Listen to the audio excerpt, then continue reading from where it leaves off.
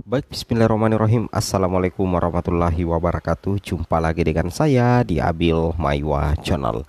Jadi teman-teman, channel ini merupakan channel pendidikan tempat kita berbagi tentang aplikasi pendidikan, Microsoft Office, serta tips dan triks komputer.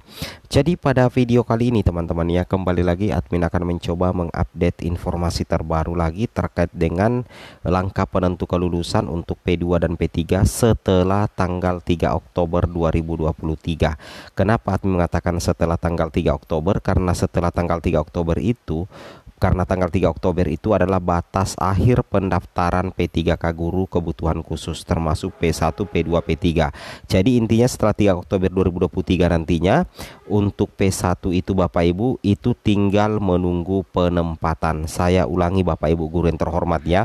P1 tinggal menunggu penempatan setelah 3 Oktober. Jadi tidak dites lagi. Sedangkan P2 dan P3 wajib bersiap Bapak Ibu. Kenapa wajib bersiap? Karena nantinya P2 dan P3 itu akan mengikuti tes CAT BKN sebagai penentu utama kelulusan di P3K Guru 2023 nantinya Bapak Ibu ya. Jadi ingat, P2 dan P3, P4 itu akan dites kembali tes CAT BKN, bukan tes CAT Kemendikbudristek ya. Seperti itu. Tapi sebelum kita lanjut, bagi rekan-rekan guru yang baru pertama kali mampir di channel ini, jangan lupa tekan tombol subscribe dan aktifkan lonceng notifikasinya agar setiap hari Bapak Ibu bisa mendapatkan informasi terupdate dari channel ini. Baik Bapak Ibu, terkait dengan langkah penentu kelulusan P2 dan P3 setelah 3 Oktober 2023 Bapak Ibu ya. Yang mana di sini P1 tunggu penempatan, P2 dan P3 siapkan ini segera. P2 dan P3 bisa lulus P3K 2023. Amin amin ya rabbal alamin ya. Kita langsung saja Bapak Ibu guru yang terhormat to the point ke informasinya. Ya, di sini beberapa informasi yang kami rangkum dari gpnn.com berdasarkan informasi yang didapatkan dari Dirjen GTK yaitu Prof Nunuk Suryani, bahwasanya ada yang dikatakan dengan pelamar prioritas Bapak Ibu ya. Yang dikatakan pelamar prioritas itu adalah guru yang sudah lulus passing grade atau kita kenal dengan P1. Jadi guru yang lulus PG hasil seleksi P3K 2021 nantinya yang tidak dites lagi Bapak Ibu, mereka menunggu penempatan. Selain daripada P1 itu wajib mengikuti tes CAT BKN. Siapakah itu? Yang pertama adalah P2, kemudian yang ketiga adalah P3, yang berikutnya adalah P4.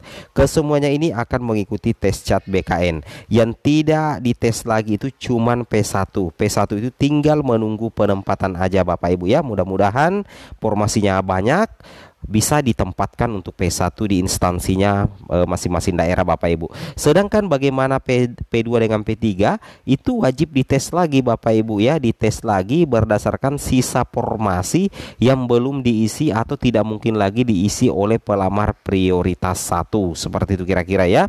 Ingat ya Bapak Ibu yang P2 dan P3 itu setelah 3 Oktober wajib mempersiapkan diri baik-baik. Mudah-mudahan Bapak Ibu mendapatkan nilai terbaik di tes CAT BKN. Nah, kemudian di sini kita lanjut lagi Bapak Ibu ya. Di sini yang penting sekali, ini Bapak Ibu yang penting sekali. Di sini dikatakan Bapak Ibu prioritas 2 atau P2 honorer K2 tidak harus guru. P3 guru honorer negeri masa kerja minimal 3 tahun tetapi di tes komputer asistes atau CAT BKN. Nah, nantinya Bapak Ibu P2 dan P3 bersiap-siap mengikuti CAT BKN. Otomatis kalau kita katakan ikut tes CAT BKN berarti yang menjadi penentu kelulusan adalah nilai tertinggi Bapak Ibu guru, baik itu P2 maupun Bapak Ibu guru yang masuk dalam kategori P3. Seperti itu kira-kira ya. Itu yang harus Bapak Ibu pahami dan Bapak Ibu cermati. Kemudian kita lanjut lagi. Nah, jadi di sini diinformasikan oleh Prof. Nunuk Suryani bahwasanya jadi bukan tes observasi. Jadi untuk P2 dan P3 nantinya Bapak Ibu bukan tes observasi, karena tes observasi kemarin itu untuk P2 P3 di tahun 2023 Bapak Ibu, 2022 Bapak Ibu ya, yang mana observasi itu dilakukan oleh kepala sekolah ya, pengawas, dan juga melibatkan Dinas Pendidikan dan BKPSDM. Namun di tahun 2023 ini akan dilaksanakan tes CAT BKN, tetapi bukan pengetahuan dan lebih mengenai pembelajaran. Jadi nantinya untuk tes CAT-nya P2 dan P3 untuk kompetensi teknisnya itu nantinya berbeda dengan pelamar umum. Jelas Bapak Ibu, berbeda dengan pelamar umum ya, itu yang wajib Bapak Ibu pahami. Kemudian kita lanjut lagi. Nah, di sini Bapak Ibu kita lihat ya bahwa tahun ini tes CAT bukan pengetahuan. Ya, bukan pengetahuan ya. Jadi bukan pengetahuan. Ini dikhususkan untuk P2 sebenarnya ya, P2 P3, tetapi berkaitan dengan situasional judgment test atau mengenai pembelajaran. Ini masuk dalam kategori kompetensi teknis, soal kompetensi teknis atau materi kompetensi teknis untuk pelamar prioritas 2 dan pelamar prioritas 3. Nah, pertanyaan sekarang, apakah perlu belajar Bapak Ibu untuk P2 dan P3? Kalau saya katakan jelas Bapak Ibu, wajib belajar ya. P2 dan P3, P4, ketika kita di tes CAT BKN, kita harus mempersiapkan diri dari segi pengetahuan, skill kita mengerjakan soal. Kenapa? Karena penentu kelulusan Bapak Ibu itu adalah nilai. Berbeda dengan P1, P1 itu kan tinggal menunggu penempatan Bapak Ibu. Kalau P2, P3, P4 harus kerja keras karena melalui tes CAT BKN lagi. Itu yang wajib Bapak Ibu pahami. Oke, kita lanjut lagi. Nah, di sini Bapak Ibu perhatikan ya, ini adalah mekanisme bagaimana sih sebenarnya mekanisme seleksi menggunakan CAT. Di sini jelas bahwa untuk P2 dan P3 materi kompetensinya itu merujuk pada standar kompetensi guru serta kinerja guru sesuai dengan peraturan berlaku untuk tes CAT BKN-nya. Sedangkan kalau P4 itu materi kompetensinya terdiri dari kompetensi teknis, kompetensi manajerial, kompetensi sosiokultural. Nanti juga ada wawancara Bapak Ibu. Jadi nantinya 3 kali jumlah kebutuhan jabatan berdasarkan nilai ranking tertinggi dan ketersediaan kebutuhan sekolah. Itu penentu kelulusan Bapak Ibu berdasarkan nilai ranking tertinggi. Nah, satu formasi itu kemungkinan besar akan diperbutkan oleh 3 guru honorer baik itu P2 maupun P3 yang nantinya diakumulasi nilai tertingginya itu dari hasil wawancara dengan tes CAT BKN. Seperti itu kira-kira Bapak Ibu ya. Jadi wajib kita untuk mempersiapkan diri baik itu P2, P3 maupun pelamar umum. Seperti itu kira-kira. Kemudian kita lanjut lagi di sini Bapak Ibu ya. Ini yang paling penting ya. Langkah-langkah berikutnya yang Bapak Ibu harus persiapkan ya, itu adalah persiapkan diri mengikuti tes CAT BKN.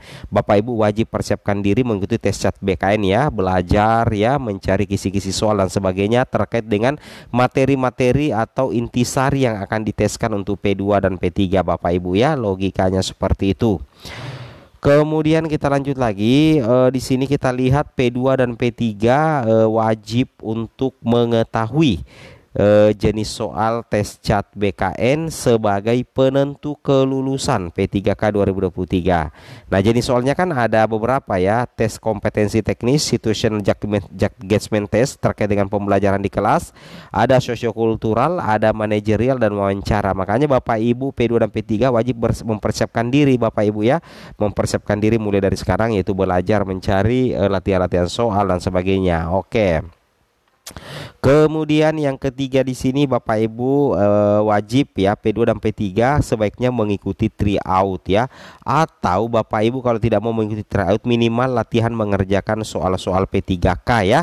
Itu untuk P2 dan P3 dan juga P4 sebenarnya. Ini tujuannya untuk supaya kita terbiasa mengerjakan soal-soal yang mirip nantinya dengan tes yang sebenarnya. Seperti itu kira-kira Bapak Ibu ya. Oke, kemudian yang terakhir di sini P2 dan P3 berusaha mendapatkan nilai tertinggi. Kenapa? Karena ketika Bapak Ibu mendapatkan nilai tertinggi, itu membuka potensi yang sangat besar untuk lulus mendapatkan penempatan di P3K Guru 2023 baik P2 maupun P3. Jadi usahakan belajar untuk targetnya mendapatkan nilai yang bagus Bapak Ibu ya, nilai yang terbaik, nilai yang tertinggi. Kemudian yang kelima, ya ini dia Bapak Ibu, banyak-banyak berdoa. Amin ya, semoga bermanfaat. Assalamualaikum warahmatullahi wabarakatuh.